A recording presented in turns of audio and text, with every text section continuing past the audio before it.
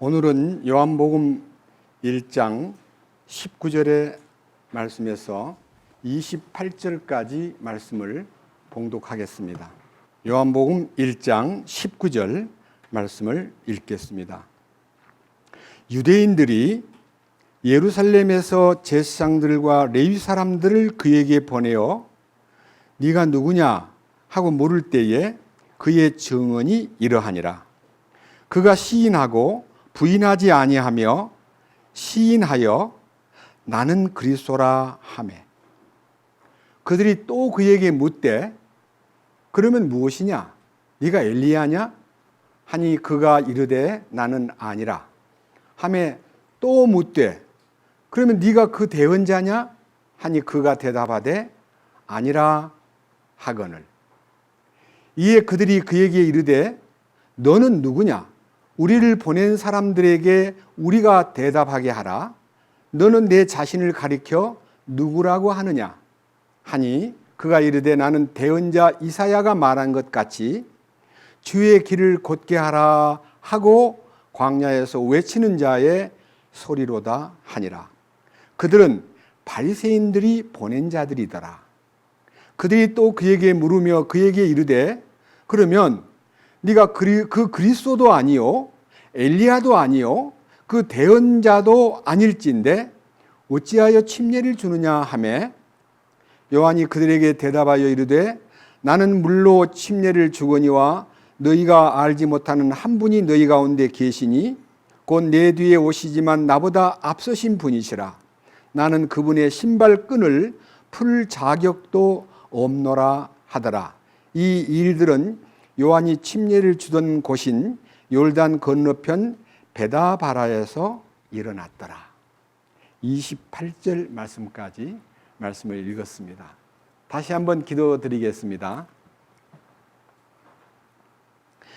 영광과 존귀를 영원히 받으시기에 합당하신 우리 주 예수님, 우리가 누이기에 이렇게 놀라운 하나님의 은혜를 입고 그 진리 가운데서 살아갈 수 있도록 이끄시며 하나님의 완전하심과 거룩하심을 덧입혀 주심으로써 우리가 이 땅에 사는 동안 죄와 더불어 허덕이지 아니하고 또 세상에 빠져서 우리 자신이 탄식하거나 세상의 조롱거리가 되지 않고 우리 주님 안에서 감사하고 또 기도하고 또 우리가 기뻐하는 생활을 할 수 있도록 이끄신 그 놀라운 성령님의 도우심을 감사드립니다. 오늘 이 시간 요한복음 1장 말씀 속에서 이 침례자 요한이 여러 사람들과 대화를 나누는 과정에서 그의 인격 속에 숨어 있는 하나님이 우리에게 알려주고자 하시는 거룩한 뜻과 그의 겸손함과 자기 부인에 대한 얘기를 오늘 함께 나눌 때에 우리 모두에게 하나님의 깊은 성령님의 기름 부음과 감동에 의해서 우리 자신들도 주님이 우리에게 요구하시는 참된 겸손과 자기를 부인하는 삶이 진실로 이루어지기를 원합니다. 이 비천한 자를 통해서 주님 뜻을 전파하려 할 때에 저 혼자에게 맡기지 마시고 주님 친히 주장하셔서 이 함께 머리 숙여 말씀을 듣는 이 형제 자매들에게나 그리고 유튜브를 통해서 말씀을 접하는 여러 처소에 있는 사랑하는 형제 자매님들에게 성령님의 도우심으로 크신 은혜에 함께 동참할 수 있도록 돌보아 주시옵소서. 우리를 죄에서 구원해 주실 뿐만 아니라 하나님의 거룩 안으로 이끄신 우리 주 예수 그리스도의 거룩하신 이름으로 기도드렸습니다. 아멘. 감사합니다. 제가 지금 요한복음 지금 강해를 이번에 이제 지금 7번째로 들어가는데 지난 이제 4번째 강해부터 5번째, 6번째 강해까지 침례자 요한이 구약 대언자, 구약의 대언자 중에서 제일 마지막 대언자이면서도 신약의 대언자 중에 첫 번째 대언자였다는 것을 4번째 강좌에서 말씀을 드렸고, 그 다음에 이제 5번째와 6번째는요, 말씀이 육신이 되어서 우리 가운데 오신 그 예수님은 은혜와 진리가 충만하신 분이다 하는 은혜와 진리에 대해서 지난 2주 전에는 은혜 위에 은혜를 전했고, 지난 주간에는 진리가 무엇이냐, 진리를 참으로 체험한 사람들에게 나타나는 기적에 대해서 말씀을 올렸습니다. 그런데 오늘은요, 이 요한복음 1장 19절 이하에서 이 침례자 요한을 찾아온 제사장들과 레위인이 있었습니다. 다시 말하면 바리새인들이, 여보기들, 저 지금 광야에서 오랫동안 생활하다가 지금 요단강에서 침례를 베푸는 그 요한이라는 사람이 있는데, 우리가 알기로는 그가 사가랴의 아들이고 아비야 반열의 8번째 반열에 속한 제사장의 아들이기 때문에 제사장 훈련을 받아야 될 사람이 지금 30이 다 돼가더니 요단강에 가서 사람들한테 침례를 베푸고 있는데, 그자가 누구인가 좀 알아보시오. 직접 대면해서 질문을 좀 하고 그가 누군가를 꼭 알아오시오 하고 이제 바리새인들에게 신분을 받은 제사장들과 레위 사람들이 침례자 요한을 찾으러 그 요단강 가로 내려갔습니다. 그 대화의 내용들이 오늘 주제인데, 너무 저는 이 말씀을 읽다가 크게 은혜를 받았고, 또 이 말씀 속에 담긴 놀라운 이 뜻이 이 말씀 속에 들어있기 때문에 오늘 우리가 함께 말씀을 이렇게 읽어가면서 주님의 그 놀라우신 은혜와 사랑과, 그리고 요한에게 나타나는 자기 부인과 또 겸손이 어떤 것인가를 함께 상고하고 싶은 불타는 마음이 있습니다. 자, 요한이라는 사람은요, 한번 이 요한이라는 사람에 대해서 잠깐 누가복음 1장으로 가서 요한이라는 사람의 그 가정 배경과 하나님이 그에게 주신 사명과 또 그가 어떤 사람으로서 사역을 하고 있는가 하는 것을 잠깐 살펴본 다음에 함께 말씀을 생각하겠습니다. 누가복음 1장 13절부터 말씀을 읽겠습니다. 누가복음 1장은 83페이지에 있습니다. 자, 13절. 천사가 그에게 이르되 사가랴여 두려워하지 말라. 주께서 내 기도를 들으셨느니라. 내 아내 엘리사벳이 내게 아들을 낳아주리니 너는 그의 이름을 요한이라 하라. 네가 기뻐하고 즐거워할 것이요 많은 사람들도 그의 태어남을 기뻐하리니 이는 그가 주의 앞에서 크게 되고 포도주비나 독주를 마시지 아니하며 심지어 자기 어머니 태에서부터 성령님으로 충만하여 이스라엘 자손 중에 많은 이들을 주 그들의 하나님께로 돌아오게 할 것이기 때문이라. 그가 또 엘리야의 영과 권능으로 그분보다 앞서가서 아버지들의 마음을 자녀들에게로 돌아오게 하고 불순종하는 자를 의인의 지혜로 돌아오게 하며 주를 위하여 예비된 한 백성을 준비하리라 하니라. 그러니까 사가랴라는 이 요한의 아버지에게 요한이 태에서부터 나시린으로 선택이 되었고 태에서부터 성령이 충만하고 그가 출생하면은 예수 그리스도의 길을 예비하는 안내자가 되고 많은 사람을 주께로 돌아오게 하는 역사를 그가 이루리라. 다시 말하면요, 구약의 모든 창세기부터 말라기까지의 39권 성경 속에는요, 요한복음 5장 39절에 이 성경은 나에 대해서 말하고 있다. 예수님은요, 모세의 율법과 선지자의 글과 시편에 나를 가리켜 기록된 것이 이루어져야 하리라 하셨던 그 말씀이 요한이라는 사람에 의해서 집약돼 가지고 현장에 주님 직접 목전에서 보라, 하나님의 어린 양이야. 이렇게 구약의 모든 대언자들은 예수 그리스도의 메시아를 보지 못한 채 말씀으로만 대언을 했는데 요한은 현장에서 주님을 목전에 두고 나는 그분을 잘 알지 못했는데 나를 보내신 하나님이 나에게 말씀하시기를 그의 머리 위에 성령이 임하시거든 그가 성령으로 침례를 주는 자인 줄 알아라 하시기에 나도 하나님의 계시를 받고 그분을 지금 알게 되었고 그분을 지금 증거하고 있어 라고 직접 목전에서 메시아를 이렇게 증거하는 증인으로서 사실은 1년 정도밖에 일을 못했어요. 그러니까 30살 때 사역을 해가지고 30살 때 돌아가셨어요. 이 침례 요한은 예수님보다 6개월 먼저 와가지고 6개월 먼저 이제 소위 말하는 이 사명을 엘리야의 영으로 이제 하나님의 뜻을 전파하기 위해서 보냄받은 구약의 마지막 대언자이면서도 새 언약의 이제 첫 번째 대언자라는 사실을 여러분들에게 밝히 말씀을 드렸는데, 오늘은요 이제 19절부터 요한복음 1장 19절부터 이제 대화의 그 주 흐름을 한번 살펴보겠습니다. 자, 요한복음 1장 19절입니다.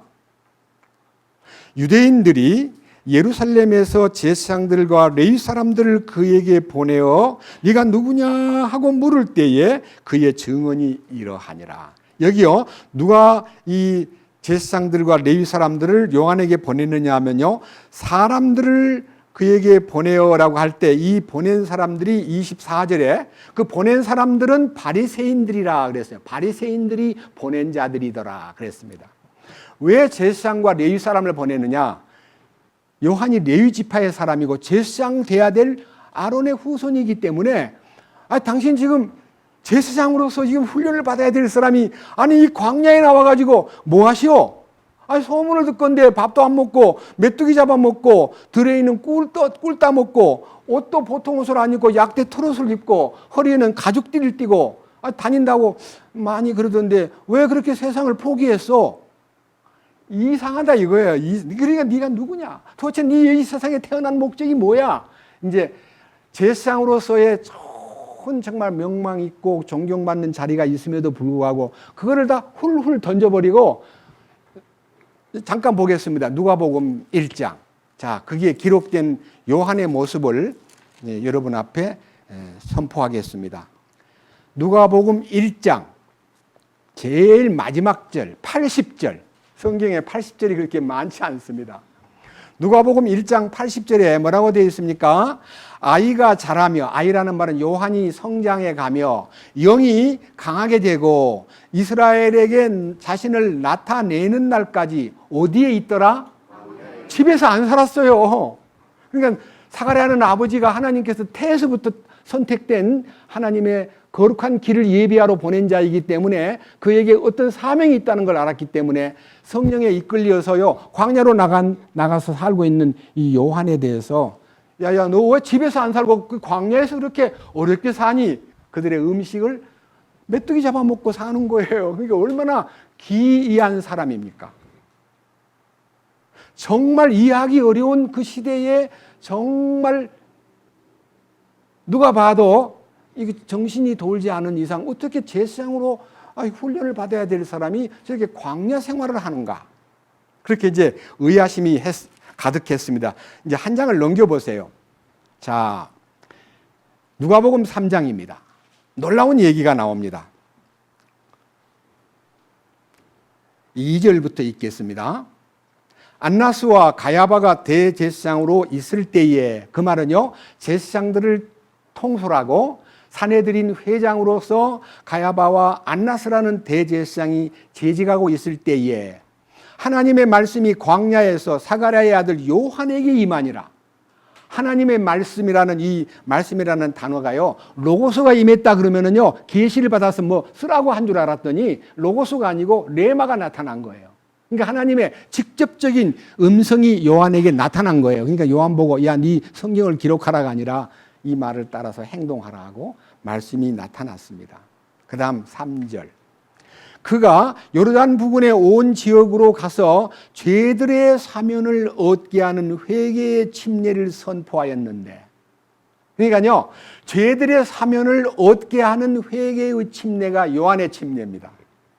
여러분, 우리 예수님의 침례는 십자가에 연합되고 나는 죽었습니다, 나는 그와 함께 묻혔습니다, 나는 그의 부활에 동참했습니다를 마귀에게 선포하고 형제 자매들에게 증거하고 그리고 주님 앞에 고백하는 그 침례가 그리스도 예수의 침례입니다. 요한의 침례는 회개로 이끄는 침례입니다. 그러니까 초보 침례예요. 예수께로 가게 만드는 침례예요. 자, 그 상세한 얘기는요, 다음 주에 요한의 침례, 예수님의 침례, 성령의 침례, 불침례, 이 네 가지 침례에 대해서는 다음 주에 말씀을 올릴게요. 자, 여기 보세요. 4절. 이것은 곧 대언자 이사야의 말씀들의 책에 기록된 바와 같으니라. 이르시되 광야에서 외치는 자의 소리가 있어 이르기를 너희는 주의 길을 예비하라. 그분의 행로들을 곧게 하라. 이사야 40장 1절서부터 3절까지요. 이 먼저 보냄받은 이 침례자 요한이 무슨 일을 할 것인가를 딱 보여주었는데 그 내용이 5절입니다. 모든 골짜기는 메워지며 모든 산과 작은 산이 낮아지고 구부러진 곳이 곧게 되며 험한 길들이 평탄하게 될 것이요. 제가 여러분 이 그림으로 한번 그려보겠습니다. 자, 산이 있고 골짜기가 있고 산이 있고 골짜기가 있는데 만약 고속도로를 닦으려고 그러면요. 여기서 고속도로를 닦으려고 마음먹은 자리에서 만약 보통 산을 맴돌아 가지고 골짜기를 다리를 하나 놔서 건너서 또 여기서 막 돌아 가는 것이 이제 산길입니다. 근데 하이웨이는요. 직통으로 길을 넣어야 되니까 이걸 깎아야 됩니다.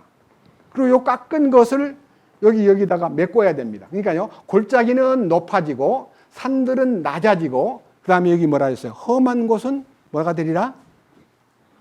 네, 평탄하게 될 것. 험한 곳이 평탄하게 된다는 것은요. 주님이 길이요 진리요 살아있는 생명길을 닦기 위해서 요한에게 회개를 요구하고 예수 그리스도에게 나아가려면 주님이 나아갈 길이요. 험한 길이 아니라 하이웨이예요. 고속도로.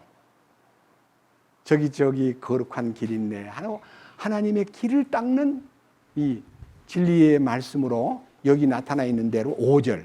모든 골짜기가 메워지고 낮은 사람은요. 절망에 빠져서 허우적거리는 사람은 주님이 그 절망을 메꿔주고 그다음 잘난 척하고 막 높아 있는 사람은 깎아내려서 낮아지게 만들고 그리고 삐딱하게 구부러진 사람은 우리 보통 사람들하고 싸울 때 화가 나면 뭐라 그래요? 네 심장이 빼딱해 이렇게 말하면 그죠? 심장이 빼딱하다 그래요.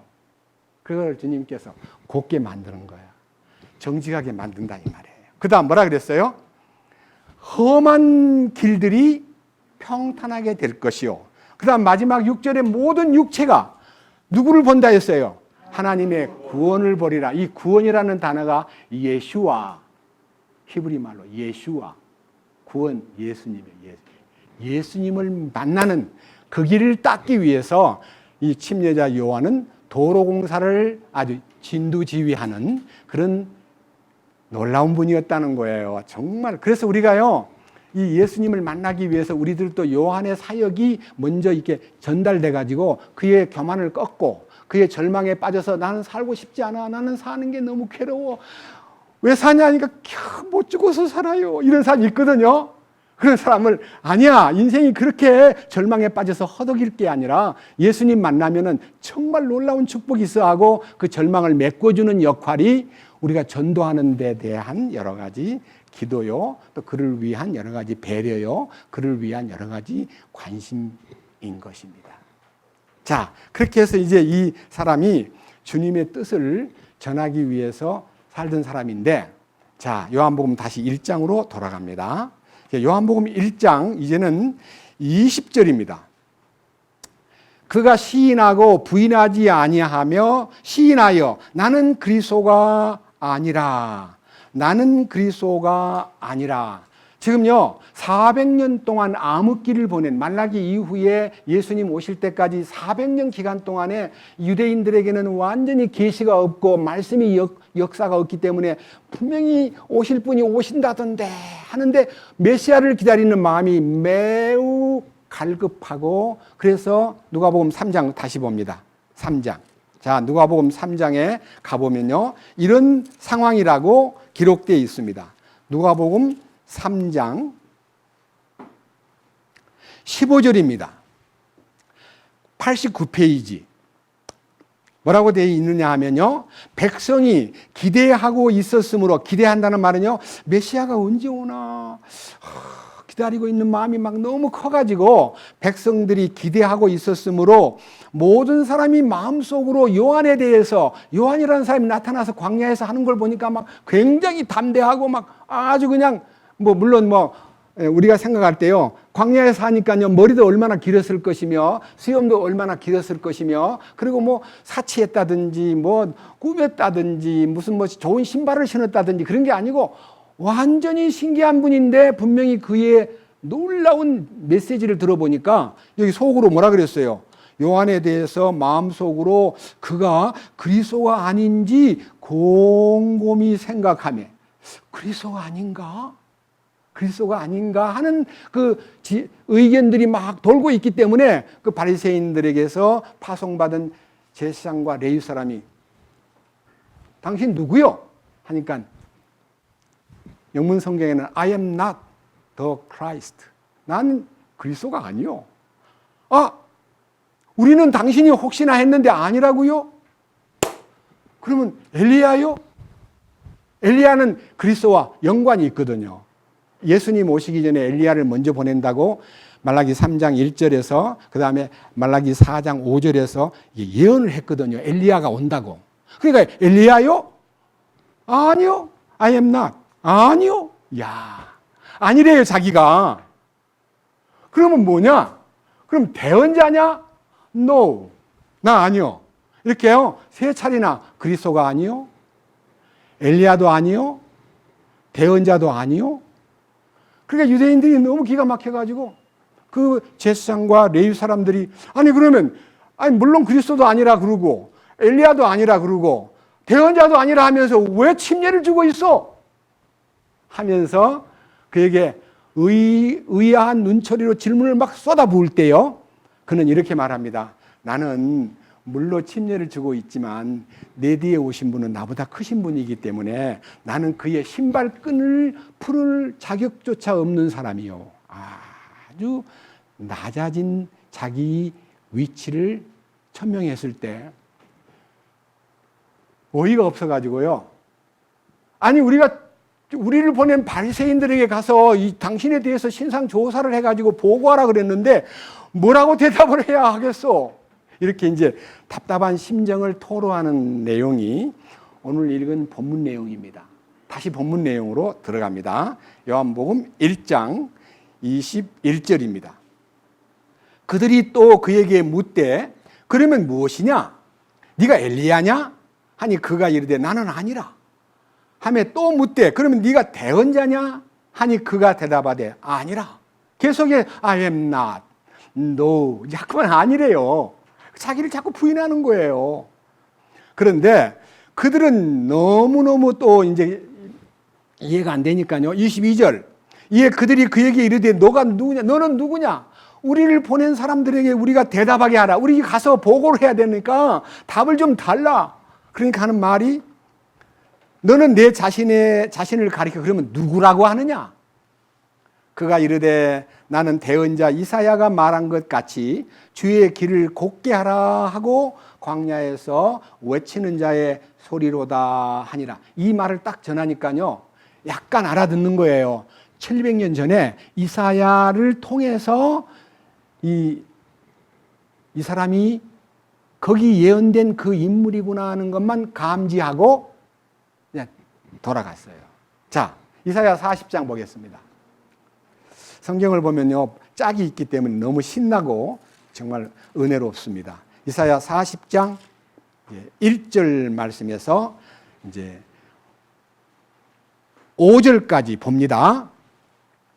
너희 하나님이 말하노라. 너희는 위로하라. 너희는 내 백성을 위로하라. 너희는 위로하면서 예루살렘에게 말하며 그녀에게 외치되 예루살렘의 싸움은 끝났고 그녀의 불법은 용서되었나니 그녀가 자기의 모든 죄로 인하여 주의 손에서 2배를 받았느니라 할지니라. 이 말은요, 위로자 메시아가 나타나면요, 모든 싸움이 끝나고 모든 죄가 용서받고 모든 문제가 풀리는 일이 온다. 그런데 먼저 3절을 보면 광야에서 외치는 자의 소리가 있어 이르기를 너희는 주의 길을 예비하라. 사막에서 우리 하나님을 위하여 큰 길을 만들라. 큰 길을 곧게 만들라. 모든 골짜기가 도두어지며 모든 산과 작은 산이 낮아지고 구부러진 곳이 곧게 되며 험한 곳이 평탄하게 될 것이요 주의 영광이 나타나고 모든 육체가 함께 그 구원자를 보리라. 주의 입이 그것을 말씀하셨느니라. 그러니까요, 예수 그리스도 곧 메시아를 만날 수 있는 소위 말하는 가이드, 소위 말하는 안내자가 요한이라는 것을 여기서 잠정적으로 보여주었고, 나는 이사야 40장 3절에서 말씀해 주신 대로 광야에 외치는 자의 소리이면서 주의 길을 예비하는 자요 하나님을 위하여 큰 길을 곧게 만들기 위해서 골짜기는 도도해지고 산과 작은 산은 낮아지고 구부러진 길은 곧게 만들고 험한 곳이 평탄하게 될 것이다. 이렇게 해서 우리가요 아주 험한 인생관을 갖고 있거든요. 참 험하게 우리 인생을 대해보면 별별 오만 가지 울뚝불뚝 참 못된 것이 솟아있는데요. 바로 말씀을 통해서 침례자 요한이 나타나가지고 우리 마음을 이렇게 깎아내듯이요. 그런 모든 불평, 불만, 원망, 짜증, 인생의 나쁜 요소들을요 다 깎아내가지고 바로 주님이 그 안으로 오시도록 만드는 역할을 요한이 한다는 것입니다. 자, 그런데 저는요, 오늘 이 테마 중에서 특별히 지금 읽었던 요한복음 1장 19절부터 26절까지의 27절까지 내용에서 우리들이 배울 점이 있는데 너무 큰 말씀을 여러분 앞에 선포하고 싶습니다. 자, 너는 그리스도냐라고 물었을 때 나는 그리스도가 아니라, 또 하나, 너는 엘리야냐? 그럴 때 나는 엘리야가 아니야. 너는 그럼 대언자냐? 나 대언자도 아니야. 이렇게 해서 아니라 그러니까 그럼 네가 아니면서 뭘 이렇게 침례까지 베푸냐? 이상하다 하고 요한이를 이제 깔보는 소리를 하는 거예요. 그런데요, 제가 여러분 앞에 놀라운 얘기를 하나 하겠습니다. 그 다음 날, 그들이 떠나버린 날, 그 요한이는 아주 다음 주일날 하긴 하겠지만요, 다음 주일날 하기 위해서 마음에 기도가 있지만 한번 들어보십시다. 요한복음 1장 29절. 다음 날, 그러니까 그들이 와가지고 네가 누구냐고 따지고 답을 얻지 못한 채 아니 저 사람이 누구야? 아 그리스도도 아니고 엘리야도 아니고 대언자도 아니면서 무슨 침례를 베풀어? 이러면서 의아하게 답을 얻지 못하고 가버린 사람들이 그 다음날 보세요. 29절. 다음날 요한이 예수님께서 자기에게 오시는 것을 보고 이르되 세상 죄를 제거하시는 하나님의 어린 양을 보라. 내가 말하기를 내 뒤에 오시는 분이 있는데 그분께서 나보다 앞서신 것은 그분께서 나보다 먼저 계셨기 때문이라 하며 언급한 분이 곧 이분이시라. 내가 그분을 알지 못하였으나 그분이 이스라엘에게 드러나야 하므로 내가 와서 물로 침례를 주노라. 이렇게 이제 요한이 사역에 대한 깊은 부분을요, 예수님의 그 모습을 어린 양으로 세상의 모든 죄를 제거하는 어린 양으로 강하게 선포를 함으로써요. 자, 한 장 넘겨보세요. 자, 35절입니다. 또 다음 날, 그러니까요, 계속 연속해서 요한이 자기 제자들 중에 두 사람과 함께 서 있다가 예수님께서 거니실 때에 그분을 보고 이르되 하나님의 어린 양을 보라. 보세요. 그냥 계속해서 하나님의 어린 양을 자기들 이제 무리들에게 한 번은 얘기했고요, 한 번은 자기를 따르는 제자들한테다가 대놓고 이봐, 하나님의 어린 양이야. 하나님의 어린 양을 봐. 하고 이 제자들한테 얘기하니까 그 제자들이 그 말을 듣는 순간요. 자, 37절. 그 두 제자가 그의 말을 듣고 예수님한테로 가버리는 거예요. 그러니까요, 이 침례자 요한은요, 자기 계산을 전혀 안 하고요, 자기가 지금 나름대로 일을 하려면 제자들도 좀 있어야 되고 자기 편이 있어야 되는데 자기 편인 사람을 예수님한테다가 그냥 붙여버리는 거예요. 이 밑에 보십시오. 자, 38절. 그때 예수님께서 돌이키사 그들이 따르는 것을 보시고 그들에게 이르시되 너희가 무엇을 구하느냐 하시매 그들이 그분께 이르되 랍비여 어디 거하시나이까 하니 랍비는 번역하면 선생님이라는 말이라. 그분께서 그들에게 이르시되 와서 보라 하시더라. 그들이 가서 그분께서 거하시는 곳을 보고 그날 그분과 함께 머무르니 이는 때가 10시쯤이었기 때문이더라. 요한의 말을 듣고 그분을 따른 두 사람의 제자 중에 하나는 시몬 베드로의 형제 안드레라.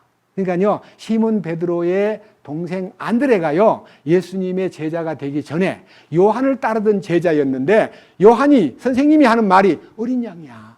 저분이 어린 양이셔. 하고 말해주니까 그분한테 가서 달라붙었습니다. 그리고 예수님한테 가서 랍비여 어디 계시옵니까? 하고 예수님 계시는 곳에 가서 딱 보고는 이분이 메시아구나. 발견한 거예요. 밑에 보세요.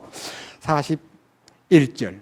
그가 먼저 자기 형제 시몬을 찾아내어 그에게 이르되 우리가 메시아를 만났다 하니 메시아는 번역하면 그리스도라. 그가 그를 데리고 예수님께로 오매 예수님께서 그를 바라보시고 이르시되 네가 요나의 아들 시몬인즉 게바라 불리리라. 게바. 베드로. 안드레는 형을 이끌어 가지고 예수님한테 이렇게 연결시켜 준 전도자였어요. 형님을 안내한 거예요. 예수님께로. 그러니까요. 지금 여기 주석책에 보면요. 그 두 제자 가운데 하나가 이름은 안 썼는데 누구냐? 요한이야, 요한. 요한복음을 쓴 요한. 요한과 안드레가요. 같은 고향 사람이에요. 침례자 요한의 한마디 설교. 뭐라 그랬어요? 보라. 하나님의 어린 양이야. 그 한마디를 듣고 그냥 그분에게 달라붙어버린 거예요. 왜냐하면요, 하나님의 어린 양이라는 구약시대의 많은 흐름 속에는요, 에덴 동산에서 선악과를 따먹고 범죄 가운데 빠진 아담과 하와를 위해서 죽은 어린 양, 아벨이 하나님께 드린 어린 양의 첫 새끼, 그리고 계속해서 하나님께 드려진 많은 어린 양이 바로 예수님이라는 것을 그들이 딱 감지하는 순간 이분이 메시아구나. 네? 우리를 죄를 덮어주는 것만 아니라 이스라엘 민족이 애굽에서 해방될 때도 어린 양이 죽었거든요. 그리고 그 핏값으로 이스라엘 민족은 보존을 받고 그 고기를 나눠 먹던 사람은 그 다음날 탈출했어요. 애굽에서 벗어났어요. 그래서 해방시키는 어린 양. 그래서 우리의 유월절 양 그리스도께서 하나님의 어린 양이라는 것을 그들이 발견하는 즉시 이분이 메시아구나 하고 알았을 때 자기의 신분을 뭐 과시하거나 자기의 입장을 제사장들이 와가지고 자기한테 당신은 어떻게 그렇게 됐어? 어떻게 제사장 직분을 받아야 될 사람이 어떻게 이렇게 광야에 나와가지고 그렇게 어렵게 살고 계시오 하고 이렇게 약간 비웃는 얼굴로 문제를 갖고 왔어도요. 요한은 조금 더 자기를 신분을 높이거나 자기를 과시하지 않고 나는 그리스도가 아니요. 나는 엘리야도 아니요. 나는 대언자도 아니요. 이거 아니라고 자꾸 그러는 거예요. 그런데요. 자, 이제 여러분 과연 침례자 요한이 엘리야인가 엘리야가 아닌가를 성경에서 찾아보겠습니다. 마태복음 17장. 이 설명은요. 이 본문을 읽지 않고 1절부터 자 6절까지만 제가 설명을 올리겠습니다. 예수님께서요. 16장 27절에서요. 아버지의 영광 중에 천사들과 함께 이 땅에 다시 오시는 주님께서 각 사람에게 그 행위대로 갚아주리라고 말씀하시면서 여기 서 있는 사람들 중에 죽음을 맛보기 전에 인자가 하나님의 아들 예수께서 영광의 왕권을 가지고 오는 것을 볼 자들도 있으리라고 말씀하신 후 6일 되는 날, 6일, 엿새 후에 예수님이 베드로와 야고보와 요한을 데리고 따로 높은 산으로 올라갔습니다. 그 높은 산이요. 변화산상이라고 하는 변화산. 예? 변화산.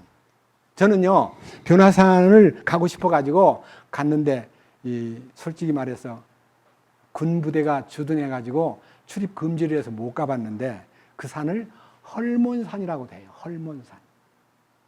굉장히 높은 산입니다. 근데 그 산에 올라갔습니다.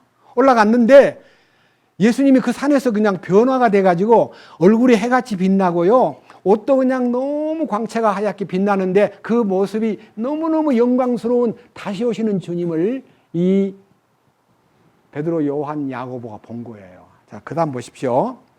3절에 보니까 17장 3절에 그 예수님이 모세하고 엘리야하고 얘기를 하고 있는 거예요. 그들은 즉시 알아보았습니다. 모세와 엘리야가 예수님하고 대화를 나누는 거예요. 삼자 대화. 그래서 베드로가 뭔 모르고 막 너무 좋아가지고 엉뚱한 소리를 하는데 우리가 여기다가 장막 셋을 짓되 하나는 주님을 위하여, 하나는 모세를 위하여, 하나는 엘리야를 위하여 짓겠습니다 하니까 하늘로부터 너희는 그의 말을 들으라. 그는 내 사랑하는 아들이요 내가 매우 기뻐하노니 그분의 말을 들으라 하는 계시를 받고요. 베드로가 장막 짓는 일을 중지했습니다. 자, 그런데 주님이 그 얘기를 듣고 7절 예수님께 나와 그들에게 손을 대시며 이르시되 일어나라 두려워하지 말라 하시매 그들이 눈을 들어보니 오직 예수님 외에는 아무도 보이지 아니하더라. 그러니까요, 너무너무 영광스러운 장면을 보고 그냥 엎어져 있는 세 제자들을요, 주님이 이렇게 세워놓고 일어나라 두려워하지 말거라 이렇게 해놓고 주님이 입을 여십니다. 자, 보세요.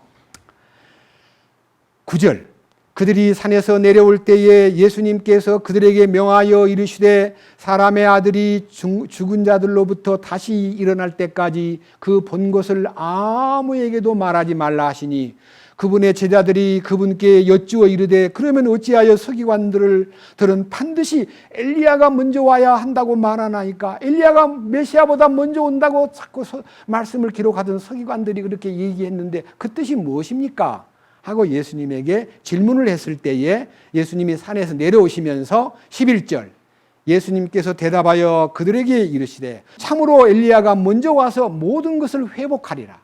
그러니까요, 인간의 마음 밭가리를 해서 예수님을 만나도록 회복을 한다는 말은요, 낮은 자, 겸손한 자, 세리와 죄인들, 평민들은 예수님에게로 막 몰려오는데 대부분의 높은 자들, 바리새인, 서기관들, 사두개인 아니면 여러 헤롯의 녹을 먹고 사는 헤롯 당원들은요, 예수님에게 가지 않는 거예요.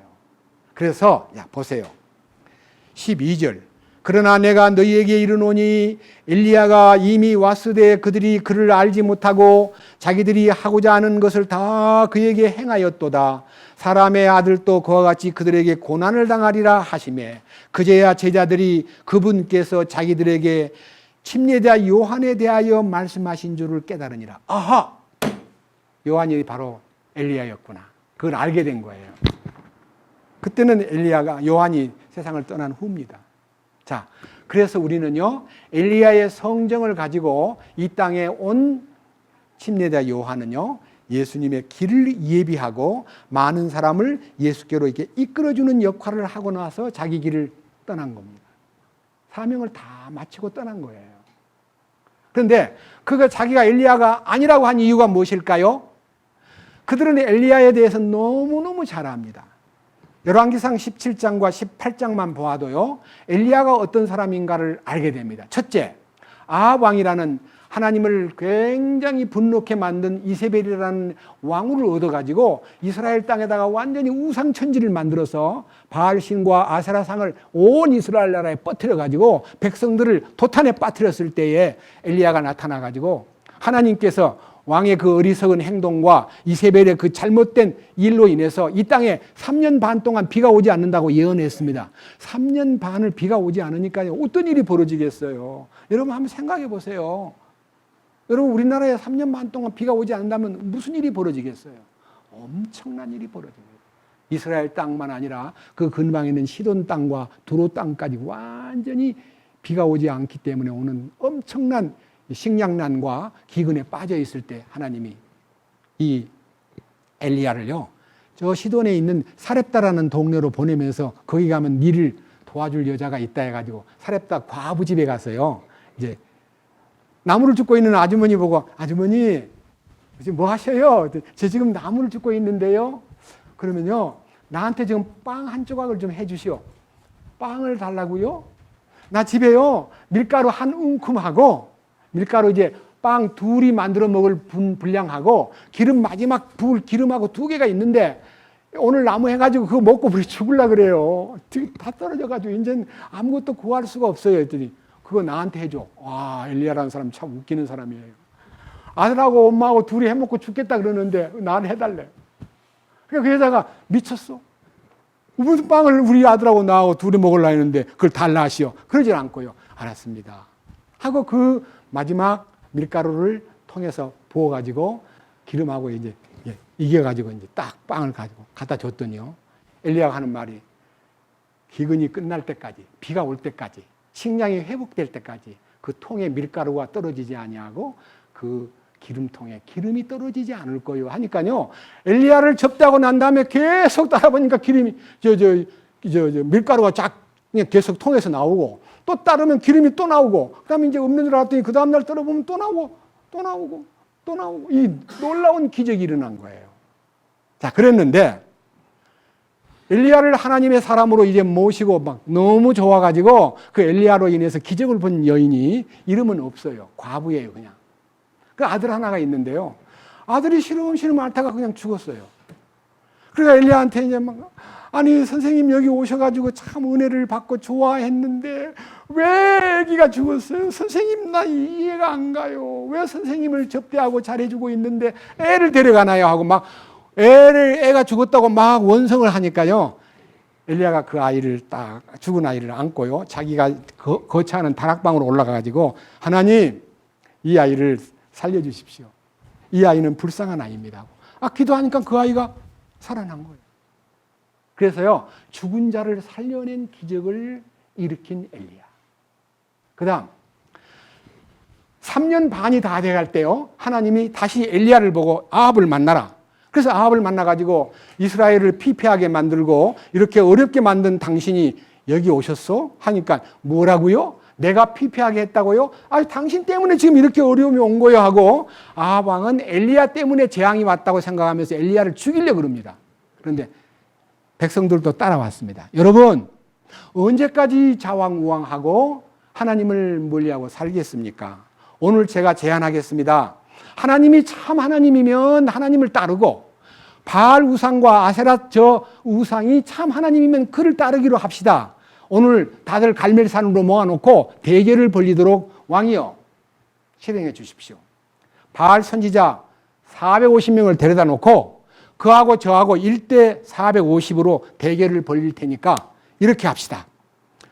국민들도 들어보십시오. 백성들도 제 제안을 받으시오. 하면서 제단을 쌓는데 오전에는 바알을 섬기는 제사장들이 제단을 쌓아가지고 제물을 올리고 그들이 믿는 태양신에게 기도를 해가지고 불이 내려오도록 하라. 그러면 불이 내려오면 그 신이 참신이다. 나도 오후에 제단을 쌓고 제물을 올린 다음에 하나님께 기도하여 불을 요구할 것이요. 먼저 하시오. 그런데 바알의 우상을 섬기는 450명이 일치단결해가지고 제단에 쌓아놓은 제물에 불 내려달라고 막 태양신을 향해서 비는데 오전이 지나버렸습니다. 자정이 정오가 지났습니다. 알고 있는 이 엘리야가 하는 말이 잠깐만 내 얘기 좀 들어보시오.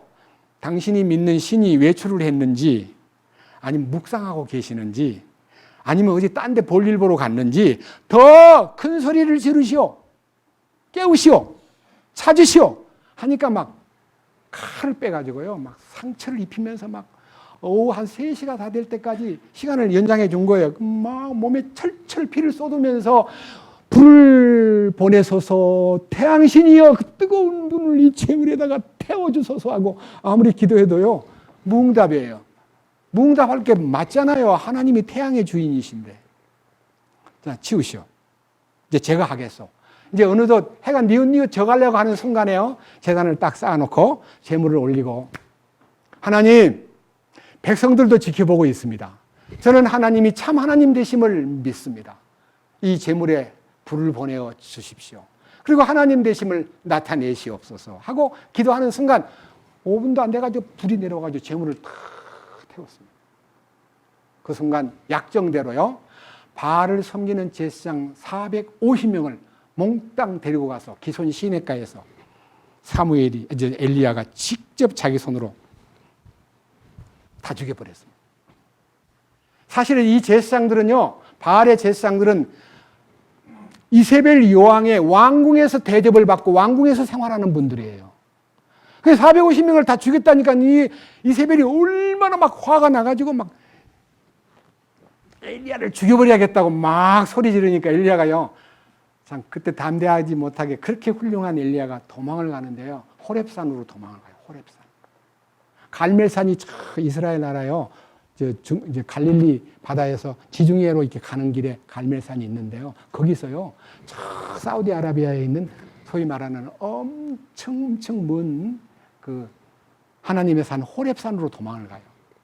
지금 호렙산 동굴이요, 발견되었어요. 엘리야가 숨었던 동굴이. 자, 여기까지만 하고요.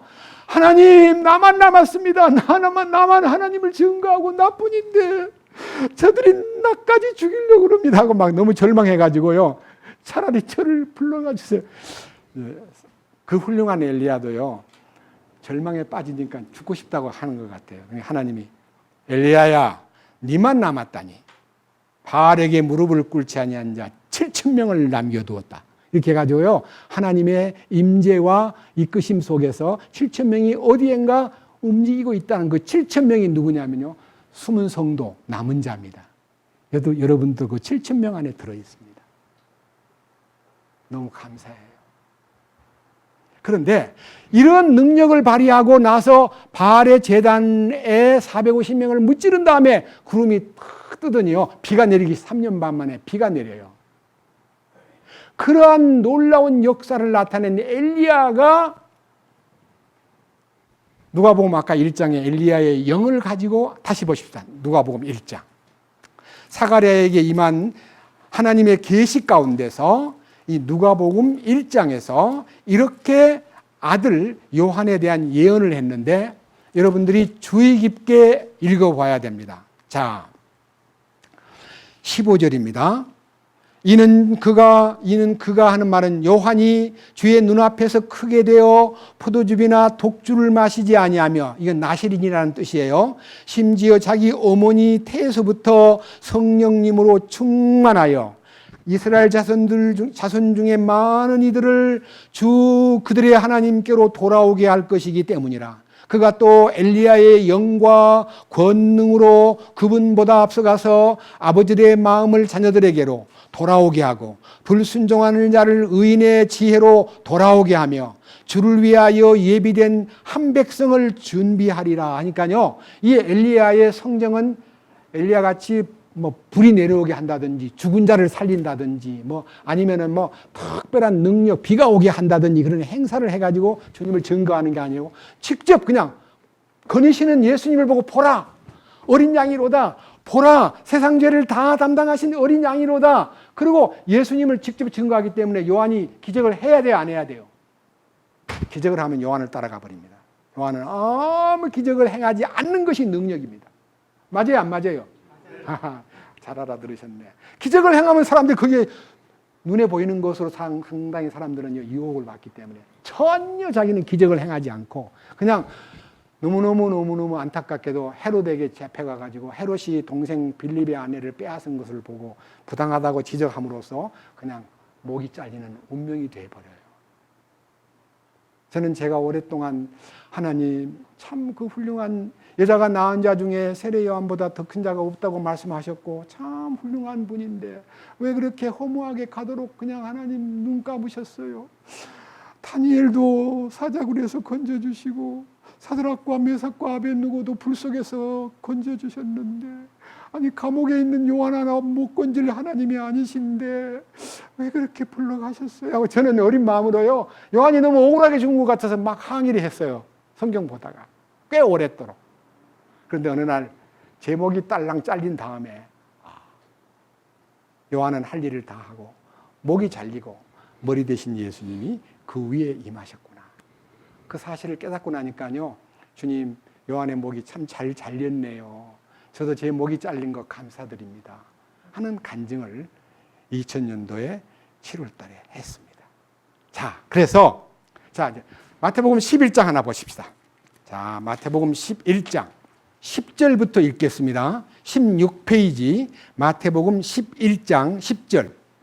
기록된 바 보라 내가 내 사자를 내 얼굴 앞에 보내노니 그가 내 앞에서 내 길을 예비하리라 하신 말씀이 가리키는 자가 곧 이 사람이니라. 진실로 내가 너희에게 이르노니 여자가 태어난 자들 가운데 침례다 요한보다 더 큰 자가 일어나지 아니하였도다. 그럼에도 불구하고 하나님의 하늘의 왕국에서 가장 작은 자가 그보다 더 크니라.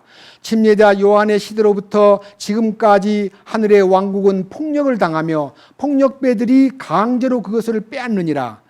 모든 대언자와 율법은 요한까지 대언하였나니, 모든 율법과 대언은 요한까지가 끝이 났나니, 만일 너희가 그것을 받아들이려 할진대 와야 할 엘리야가 곧 이 사람이니라. 와야 할 엘리야가 바로 이 사람이다. 말라기 이후 400년 동안 침묵하던 하나님이 엘리야가 바로 길을 예비하러 온 자요, 바로 길을 닦으러 온 자요, 그 다음에 모든 사람들이 하늘의 왕국을 향해서 폭력배들이 뛰어들듯이 무조건 뛰어만 들면 내가 받아주겠다는 거예요. 여러분 솔직하게 물어봅시다. 막 공짜 준다 그러면 누가 제일 먼저 딱 뛰어듭니까? 제가요 며칠 전에도 얘기 들었어요. 학교 다닐 때요 공부 잘하던 사람은요, 물론 뭐 공부 잘하면 서울대학도 하고 굉장히 잘 될 수도 있지만 대부분 공부 잘하던 사람들은 나중에 세상에 나가서 별로 출세를 못해요. 주먹 쓰던 사람 뒤에서 공부 안 하고 야 잘해봐, 시험 칠 때 좀 보여줘, 혼자만 치지 말고, 이렇게 해가지고 컨닝 잘하고요 못되게 굴던 청년들이 대부분 다 사회 나와서 나중에 한 자리 차지하고, 꽤 그 사람들이 이제 뭐 소위 말하는 교육부장도 되고 막 이게 학생 회장도 되고, 이 주목들이 대부분 다 잘해요. 그래가지고 그들이 세상에 나가서 지금 큰 자리를 차지한 걸 우리가 보고 있습니다. 그래서요 하나님의 왕국은 폭력배가 차지한다는 말은요 무조건 뛰어들면 은혜를 받는다는 거예요. 깡패같이. 무슨 말인지 알아요? 자꾸 잣대로 재고 이렇게 하면 안 되지, 저렇게 하면 안 되지, 체면도 있고, 근데 아무것도 안 하고 어떻게 받으라 그래, 이렇게 계산을 많이 한 사람은 성경에 계산하던 자가 어디 있느냐, 계산하던 자는 못 들어와요.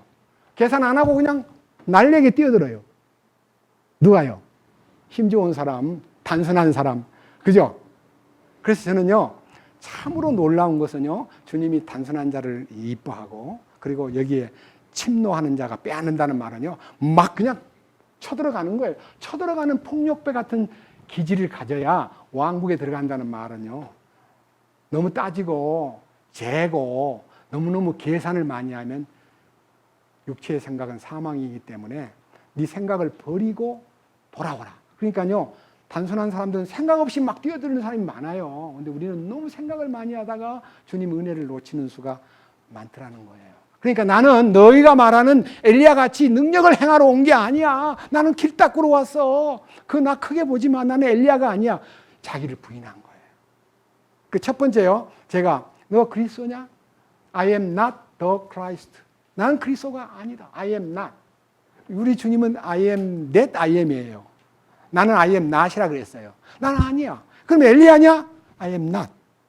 대언자냐? No. 계속해서 아니라는 거예요. 이 말을 읽으면서요, 야, 저렇게 자기를 부인하고 철저히 자기를 낮춘 이 요한의 모습. 그리고 안드레와 요한을 예수님에게로 인도해 주면서 그들을 그 그리스도에게 그냥 인수인계하는 걸로, 요한복음 3장 29절과 30절에 나는 신랑의 친구로서 신랑과 신부가 이렇게 만나는 것을 뒤에서 기뻐하는 중매쟁이로 만족하고, 그분은 반드시 흥해야 하겠고 나는 반드시 쇠해야 한다고 하는, 자기를 쇠해야 한다고 했기 때문에 아무런 능력을 행하지 않고도 그는 원망하지 않고 그냥 감옥에서 목이 잘려 헤롯의 부인으로 이제 왔던 동생 빌립의 아내였던 사람이 자꾸만 요한이 간간히 찾아와가지고 헤롯을 자꾸 얘기할 때마다 헤롯이 막 고민해요. 내가 동생의 아내를 빼앗은 것이 부당한 일인데 이거 정리해야 되는데 이거 어떻게 체면상 정리가 어떻게 될까 하고 고민하던 끝에 헤롯의 생일날요 파티를 여는데 데리고 온 딸이요 너무 춤을 잘 춰가지고 술에 조금 취한 헤롯 왕이 그대 소원이 무엇이냐, 나라의 절반이라도 주마 하고 하니까 쫓아가서 엄마한테 뭐라고 얘기할까요? 좋은 거 준대요. 뭐든지 준대요. 세례 요한의 목을 달라 그래. 아유, 세상에. 그래서 생일 파티에 목이 탁 잘려가지고 소반에 담아서 갖다 줬어요. 세례 요한이 그렇게 비참하게 돌아가셨어요.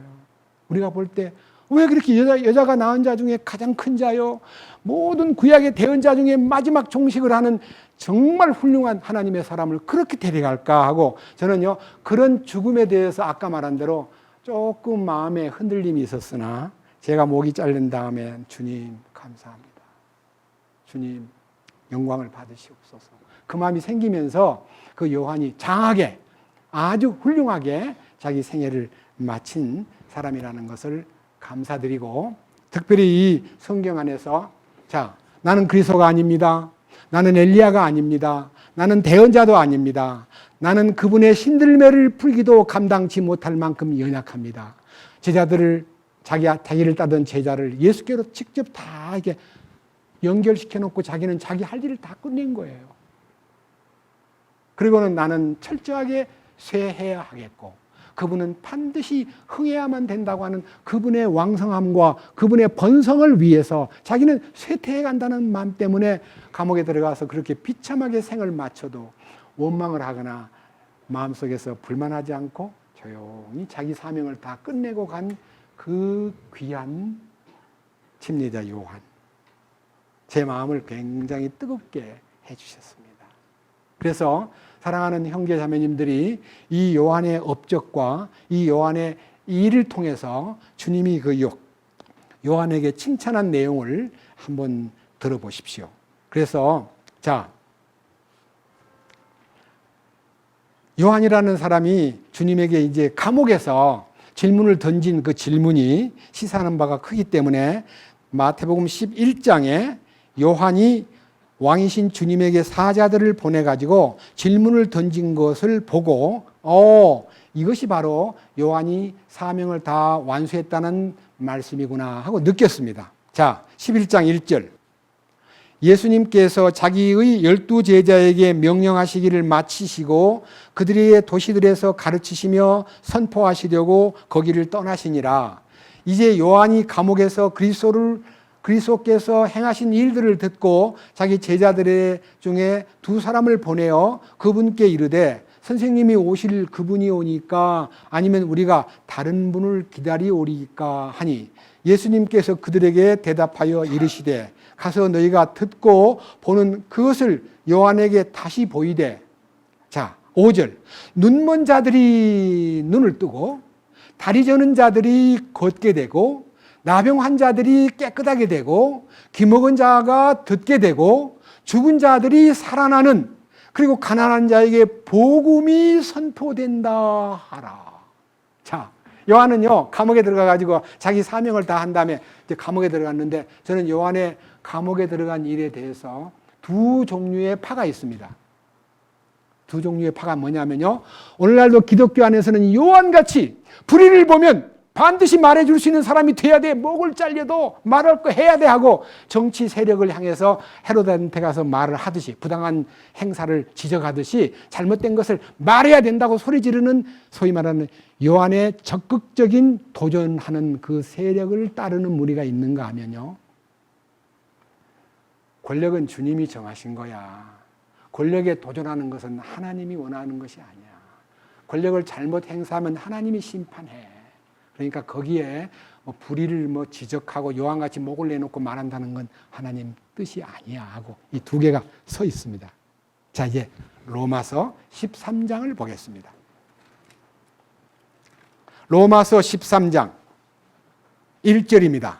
모든 혼은, 여기 혼이라고 얘기되었습니다. 여기 다른 사람은 모든 사람은 그랬는데요, 혼이 바로 자기이기 때문에 모든 혼은, 이 혼이요 성령에 붙잡힌 혼은 이 말이 이해가 되고요, 혼이 독립돼 가지고 주님 말씀을 안 따르는 사람은 이 말이 별로 들어오지 않습니다. 모든 혼이라는 것은 변화받은 혼을 얘기합니다. 이 혼은 더 높은, 자기보다 더 높은 권력에 복종할지니 하나님으로부터 나지 않은 권력이 없으며 이미 있는 권력들도 하나님께서 임명하셨느니라. 심하게 말하면 북한 땅의 김정은의 권력도 하나님이 오케이 했기 때문에 있다 이거예요. 그래서 우리가요, 김정일을 따라가서 죽여버리면 안 좋겠냐? 그건 하나님 뜻이 아닙니다. 하나님이 알아서 김정일을 제거할 때가 딱 옵니다. 때가 되면. 그렇기 때문에 모든 권력은 하나님에 의해서 임명된다. 하나님이 임명권을 갖고 있다. 2절. 그러므로 누구든지 권력에 거역하는 자는 하나님의 규례를 거역하나니, 거역하는 자들은 스스로 뭘 받아요? 이 정죄라는 단어는 헬라어 원문에 보면 심판이라는 단어하고 똑같은 얘기입니다. 그러니까요, 권력을 도전하면 안 됩니다. 우리는 권력의 주장자이신 하나님을 의지하고요, 하나님께만 집중하고 왕국의 신선한 새하늘과 새 땅에서 이루어질 그 왕국의 법에, 마태복음 5, 6, 7장의 법에 충실하고 순종하면 되는 거지, 우리가 정치 세력에 대해서 막 누가 어떻고 저떻고 죽일 놈 살릴 놈 못된 놈 그렇게 해가지고 우리가요 손가락질하고 심판하는 권한은 우리에게 주어지지 않았다는 것을 명심하십시오. 그 다음, 자 3절, 치리자들은 선한 일을 위하여, 선한 일이 아니라 악한 일에 대하여 두려움이 되나니, 그런즉 네가 권력을 두려워하지 아니하려느냐? 선한 일을 행하라. 그리하면 네가 바로 그에게 칭찬을 받으리라. 만약요, 권력을 잡은 자가 나라를 위해서, 국민을 위해서 기회를 주었는데 자기 자신을 사욕을 가지고 자기 이익을 위해서 자기 방법대로 국민을 약탈하거나 국민들한테다가 뭐 탐관 오리 같은 사람이 되거나 국민들에게 실망을 끼치면요, 하나님이 너 선한 정치를 하라고 너를 세웠는데 네가 그렇게 악으로 가? 하고 하나님이 치리한다는 겁니다. 자, 밑에 보십시오. 4절, 그는 하나님의 일꾼으로서, 사역자, 하나님의 일꾼으로서 내게 선을 베푸느니라. 정치를 잘하면요, 국민들에게 하나님이 그와 같이 계시는구나, 참 다행이다, 이런 마음이 생기는데, 뭔 저런 사람이 있어, 하나님하고 너무 멀잖아, 저 하나님도 안 믿는 사람이잖아. 우리는요, 하나님을 안 믿는 사람이라고 무조건 무시하면 안 돼요. 자, 가이사 아구소라는 사람이요, 갑자기 호정령을 막 내리는, 호정령이면 인구조사를 하기 위해서, 세금을 걷어들이기 위해서 막 호정령을 내렸을 때 갈릴리 나사렛에 살던 마리아와 요셉이 고향 땅 베들레헴으로 호적하러 갔다가 거기서 애를 놓는데, 미가서 5장 2절의 말씀대로 하나님의 말씀을 이루기 위해서 그가 호정령을 내린 거예요. 예?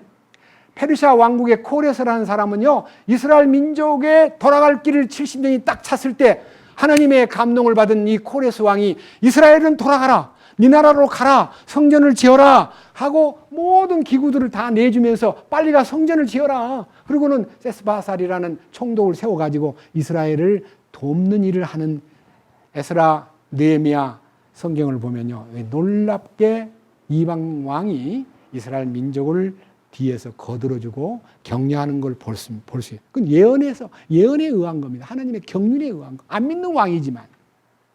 자, 밑에 보십시오. 4절, 그는 하나님의 사역자로서 네게 선을 베푸느니라. 그러나 네가 악한 것을 행하거든 두려워하라.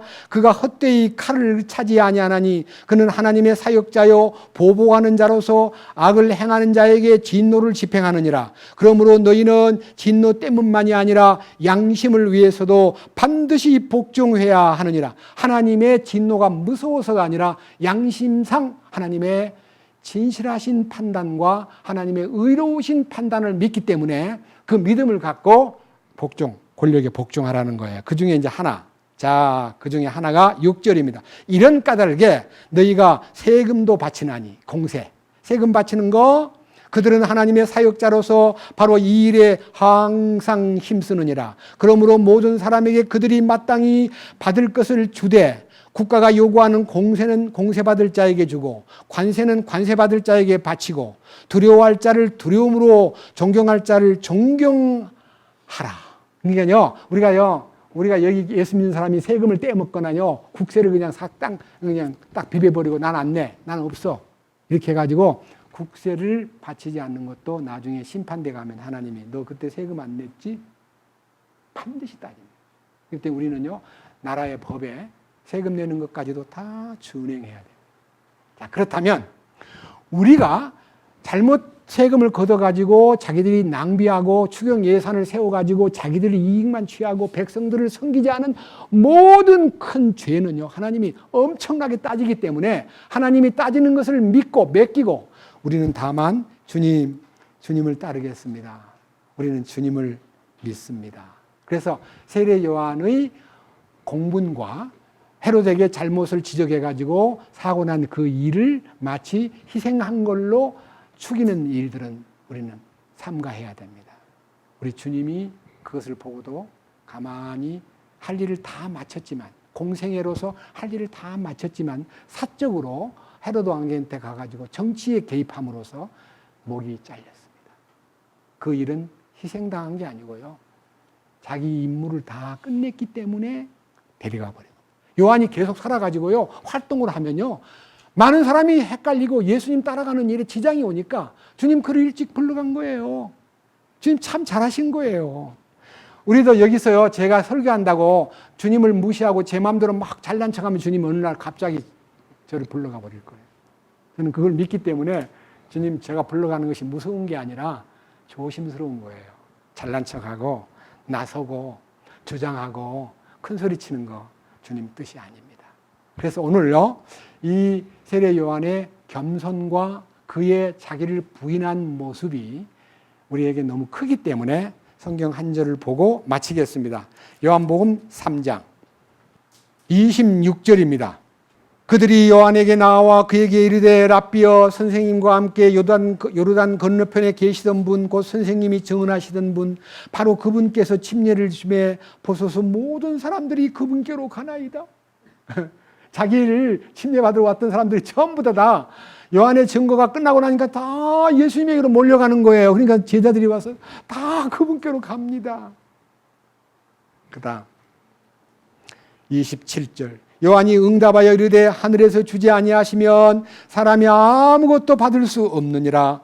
너희 자신이 나에 대해 증언하되 곧 내가 이르기를 나는 그리스도가 아니요 그분 앞에서 보내어진 자라 한 것을 증언하느니라. 신부를 얻는 자는 신랑이나 서서 그의 말을 듣는 신랑의 친구가 신랑의 음성으로 인하여 크게 기뻐하나니 그런즉 나는 나의 이 기쁨이 성취되었노라. 그분은 반드시 흥하여야 하되 나는 반드시 쇠하여야 하리라 하니라. 위로부터 오시는 분은 모든 것 위에 계시고 땅에서 난 자는 땅에 속하여 땅의 것을 말하느니라. 하늘로부터 오신 분은 모든 것 위에 계시느니라.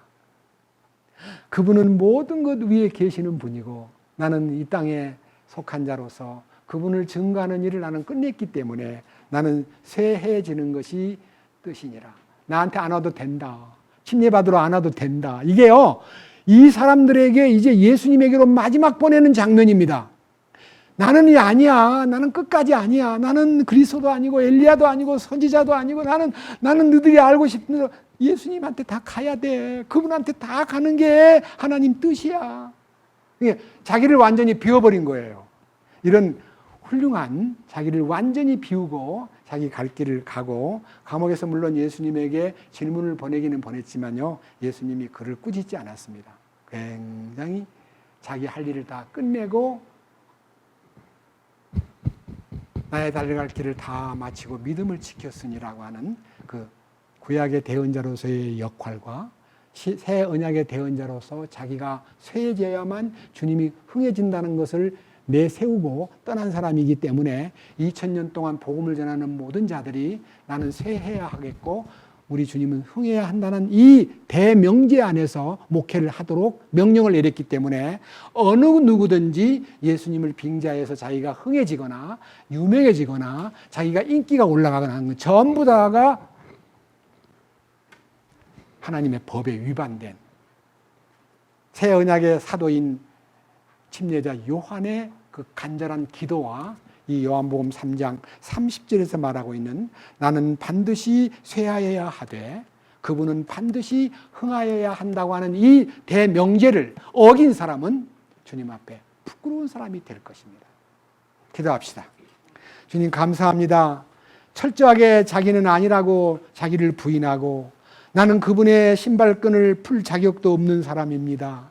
자기를 따르던 제자들을 주께로 연결시켜주고 자기는 완전히 신랑을 만나는 신부 곁에서 뒤에서 기뻐하는 종매쟁이로서 자기 업무를 다 마친 이 사랑하는 침례자 요한처럼 자기는 철저하게 쇠해되 세화여지되 주 예수님은 철저하게 흥하게 되어야 된다고 외쳤던 그 믿음 우리도 본받게 하여 주옵소서.